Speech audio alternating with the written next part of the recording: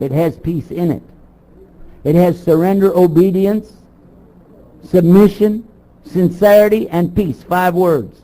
So it's only 1/5. Only 20% is peace, and you don't get that peace until you surrender to Allah, submit to Allah, obey Allah, and do it in sincerity. Then you get the peace between you and Him. So it's describing your relationship with your God. That's all. You believe there's a God, you want to do what He wants you to do, then you have to Islam. That's it. Call it what you want to it in any language you want to, but it still come back to the verb Islam, and the one that does it is a mu-Islam, not an Islam. We don't use the suffix, we use the prefix. Mu instead of okay? They go, oh, I didn't know that. I didn't know that. Well, guess what? There might be a whole world out there that you don't know about. You think people who come from a quote-unquote third world, what is third world? Where did this third world concept come from? From first world? And who declared first world? And who declared that there was a third world?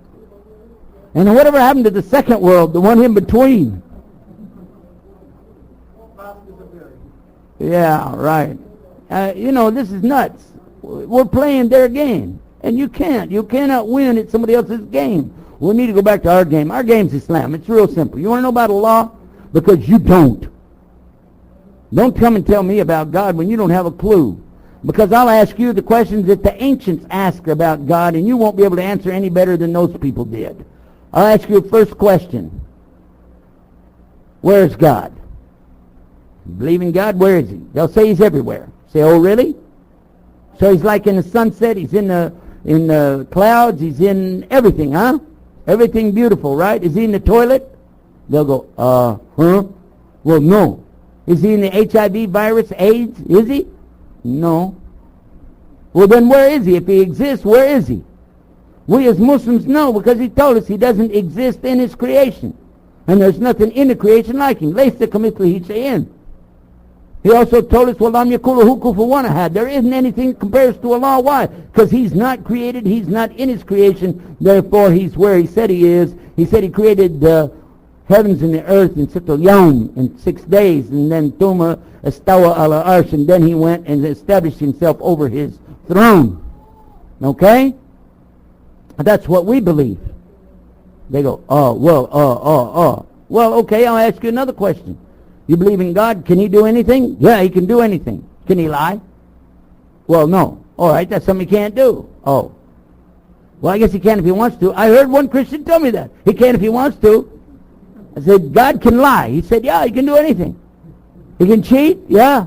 He said, God. I said, wow, man. It's amazing what you believe, isn't it?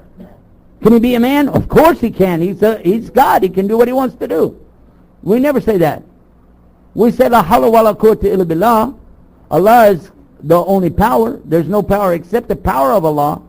And Allah is capable of doing what He wills to do. But He never wills to do anything that will make Him not be Allah. If you know His Isma wa Safa, His names and His attributes, His characteristics, you know He cannot lie because He's Al-Haq, the absolute truth. Duh. I had a Muslim even tell me that. Well, I guess He's God. He could lie if He wanted to. He said, what are you? His name's Al-Haq. Hello, what are you talking about? But they don't know. We're ignorant. We need more education. We need to spend more time with our scholars and less time with the TV. Less time with the email. Less time with, chasing people around and answering dumb questions. How about this question? These are questions asked over 2,000 years ago by the Greeks and Roman philosophers. If a tree on a desert island dies and then it falls over and there's nobody there to hear it, will it still make a sound? Now that's a dumb question. But there are people that used to sit and think, well now, in theory, if there's nobody to hear it, would it still make a sound? And the answer for the Muslim is clear. What do we say? Absolutely. Why? Because Allah hears it. Allah's hearing is everywhere. Allah's not, but His hearing is. Yes or no? Absolutely. We have no problem with that. Then they ask another question, another ancient question. You might think these are jokes. They were ancient questions. Which came first, the chicken or the egg? The Muslim knows. These people don't know. Ask them, chicken or egg? It's the chicken. Oh, well, where did the chicken come from? Didn't it come from an egg? And they'll go, oh yeah, well where'd the egg come from? A chicken. Where'd the chicken come from? An egg. Chicken, egg, chicken, egg. Allah told us in the Quran He did not create the egg first, nor the chicken first. He created a pair, a rooster and a chicken. He compared it like this, a pair of everything. Yes or no? So we know that Allah created everything in pairs, not eggs. Next question. They go, oh. So what we have to do really is realize that these people are so far away from any truth that by trying to talk to them and the questions they ask, you're wasting your time. Educate them first. And I have one of my tapes, it's called Christianity, Islam, a Discussion, when one of their preachers and ministers, he wanted to sit with me and ask me questions, or try to convince me to go to Christianity, really. And I let him do all the talking first, and we got all done. It's on tape. When he got done, I said, okay, now you said this, but it's actually this. I had a box with me full of books that I know. These are books written by Christians and Jewish scholars about the Bible and about the religion. I said, this book says this. What do you say? Oh, I didn't know that. Well, this book said that. What do you say? Oh, I didn't know that. I didn't know that. He started out telling me that the King James Version of the Bible was written by King James, who was a very religious man, and he wanted to make sure he did it exactly right, and he was perfectionist and blah, blah, blah. He went on and on and on and on and on. And when he got all done, I said, you know what the historians in England say? It was not called King James Version. It's called the Authorized Version, not King James.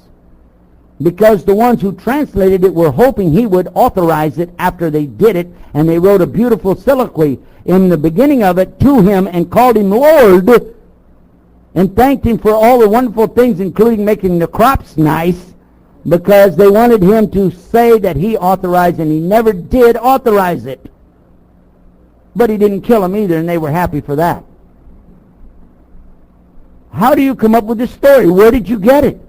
And I heard another one tell me, he said there were 3 groups that King James sent out here, and he told them all translate it and bring it all back, and then they compared all 3, and if there was even one word difference, he was going to kill them all. So where did you get this story? It's a non-existent story. And you don't mind your religion, you can just lie and lie and lie and lie. There's no problem with you to lie. In us, we can't lie one thing on a lie. We'll go to hell forever. The Prophet ﷺ said, let he who attributes a lie to me, reserve his seat in the hellfire. Abu Bakr, when he heard this, radiallahu anhu, was so scared he had some hadith he'd written down, he tore them up. I would like to extend an invitation to Franklin Graham to have a conversation with you. They won't. I'm going to tell you right now, they won't do it. Making those statements and reviling Islam everywhere. Dr. Robert Morey out in California has a website up. It's supposed to be Defenders of the Faith, and all they do is attack Islam. Defenders of Faith attacking Islam. That's not defense, that's attacking.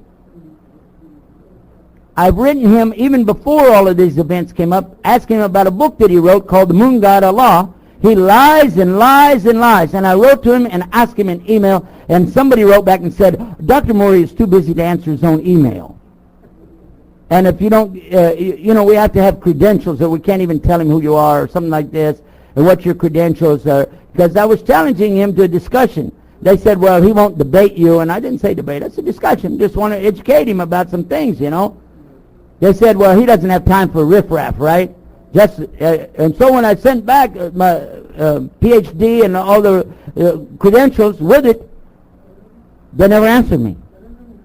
And then after these events came and they put the website, I wrote to every single address on their website, because I figured sooner or later some of them will go to him and want to know, did he ever reply to me? And they said, yeah, February he's going to meet with you. He never did it, so they won't do it. We're going to wind it up here. You've been listening to Today Islam. We're going to take a break now. And we want you to visit us on the internet at todayislam.com. That's TODAYISLAM.com. If you have any questions or comments, please email them to me at sheikyusuf@AOL.com. SHEIKYUSUF at AOL, AmericanOnline.com. And Salaam Alaikum Rahmatullah.